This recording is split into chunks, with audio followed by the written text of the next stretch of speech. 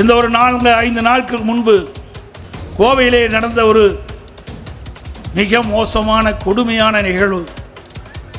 ஒரு கல்லூரி மாணவியும் ஒரு ஆண் நண்பரும் ஒரு காரிலே பேசிக் கொண்டிருந்த பொழுது கடத்தி சென்று ஒரு புதருக்குள் மாறி மாறி வன்கொடுமை செய்த பாலியல் வன்கொடுமை செய்த செய்தி ஊடகத்திலும் பத்திரிகையிலும் வந்தது. திமுக இருக்கின்ற திரு RS பாரதி ஒரு கருத்தை சொல்லியிருக்கின்றார். மாலை மலரிலே பார்த்தேன், மாலை முரசல் படித்தலை பார்த்தேன். அது மட்டுமல்ல, அயோக்கியத்தனமான வார்த்தை பேசுறான்னு சொல்றார். திரு RS பாரதி அவர்களே, உங்களுக்கு வயது முதிர்ந்து விட்டது, புத்தி சரியாக இல்லை என்றுதான் கருதுகிறேன்.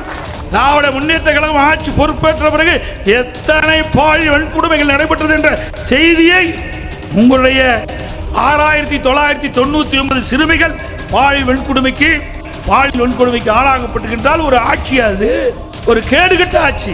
தடுப்பதற்கு திராணியற்ற முதலமைச்சர், காவல்துறையை வைத்துக் கொண்டிருக்கின்ற முதலமைச்சர் ஒரு கடுமையான நடவடிக்கை எடுக்கப்பட்டிருக்க வேண்டும்.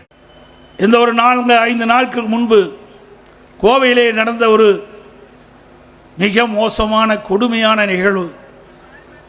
ஒரு கல்லூரி மாணவியும் ஒரு ஆண் நண்பரும் ஒரு காரிலே பேசிக் கொண்டிருந்த பொழுது போதை ஆசாமிகள் அந்த ஆண் நண்பரை அடித்து கீழே தள்ளிவிட்டு காரிலே இருந்த அந்த மாணவியை கடத்தி சென்று ஒரு புதருக்குள் மாறி மாறி வன்கொடுமை செய்த பாலியல் வன்கொடுமை செய்த செய்தி ஊடகத்திலும் பத்திரிகையிலும் வந்தது.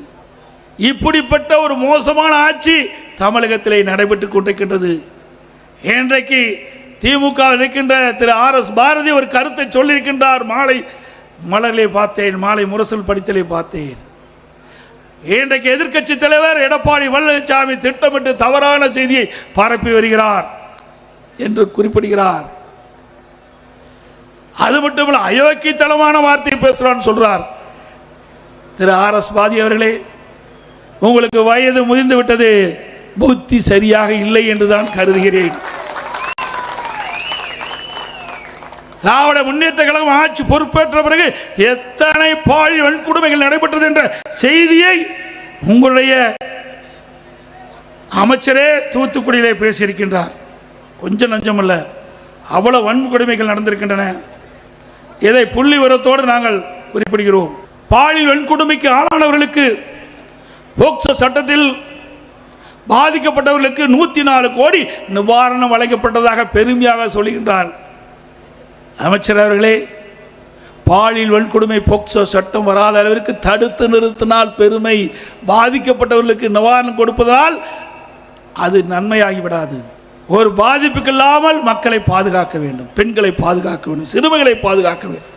அதுதான் அதிமுக ஆட்சியிலே நடைபெற்றுக் கொண்டிருந்தது. சமூகத்துறை அமைச்சர் அவர்கள் அந்த கருத்தை சொல்லியிருக்கின்றார். 6999 சிறுமிகள் பாலியல் வன்கொடுமைக்கு ஆளாக்கியுள்ளார்.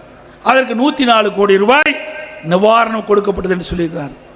ஒரு ஆட்சி பொறுப்பேற்று 4 ஆண்டு காலத்தில் 6999 சிறுமிகள் பாலியல் வன்கொடுமைக்கு ஆளாகப்பட்டிருக்கின்றால் ஒரு ஆட்சி, அது ஒரு கேடுகட்ட ஆட்சி. பெண்களுக்கு பாதுகாப்பற்ற ஒரு ஆட்சி, சிறுமிகளுக்கு பாதுகாப்பு இல்லாத ஒரு ஆட்சி. அப்படி ஒரு மோசமான நிகழ்வு இந்த ஆட்சியிலே நடைபெற்றுக் கொண்டிருக்கின்றதை நாம் எண்ணி வேதனைப்படக்கூடிய சூழ்நிலை இருக்கின்றோம். அது மட்டுமல்ல, தமிழகத்தில் போதைப்பொருள் விற்பனை சர்வதாரணமாக நடக்குது. உங்களுக்கு எல்லாம் தெரியும், கிராமத்திலிருந்து நகரம் வரை போதைப்பொருள் விற்பனை இல்லாத இடமே இல்லை, கஞ்சா இல்லாத இடமே இல்லை. எங்க பார்த்தாலும் கொலை, கொள்ளை, திருட்டு, வழிப்பறிவு, பாலியல் வன்கொடுமை நடப்பது என்று சொன்னால் அதற்கு இந்த கஞ்சா போதை ஆசாமிகளால் தான் நடக்குது. இதை கட்டுப்படுத்த வேண்டும் என்று நான் பல முறை சட்டமன்றத்திலே பிரதான எதிர்க்கட்சி என்ற முறையிலே நான் குரல் கொடுத்தேன். ஆனால் இன்றைய முதலமைச்சர் அதுக்கெல்லாம் கவனம் செலுத்தவில்லை. இன்றைக்கு தமிழ்நாடு முழுவதும் அன்றாட செய்திகள் ஊடகத்திலும் பத்திரிகையிலும் வருகின்ற செய்தி, இத்தனை கிலோ, இத்தனை டன் கஞ்சா கைப்பற்றப்பட்டது என்ற செய்தி தான் வந்து கொண்டு இருக்கின்றது. இன்றைக்கு தமிழகத்திலே போதைப் பொருள் நிறைந்த மாநிலமாக இன்றைக்கு திராவிட முன்னேற்ற கழக ஆட்சியிலே உருவாகிவிட்டது. இப்படிப்பட்ட ஒரு மோசமான ஆட்சி, இந்த போதைப் பொருள் ஆசாமியால் தான் இவ்வளவு கொடூர நிகழ்வுகள் தமிழகத்திலே நடந்து கொண்டிருக்கின்றன. அதை தடுப்பதற்கு திராணியற்ற முதலமைச்சர், காவல்துறையை வைத்துக் கொண்டிருக்கின்ற முதலமைச்சர் ஒரு கடுமையான நடவடிக்கை எடுக்கப்பட்டிருக்க வேண்டும். ஒரு பிரதான எதிர்க்கட்சி சொல்லுகின்ற பொழுது அந்த கருத்தை உள்வாங்கி இதை எப்படி தடுத்து நிறுத்துவது, அதற்கு என்ன உண்டான நடவடிக்கை எடுக்குது என்று ஒரு நடவடிக்கை எடுக்கப்பட்டதால் ஒரு சிறந்த முதலமைச்சர்.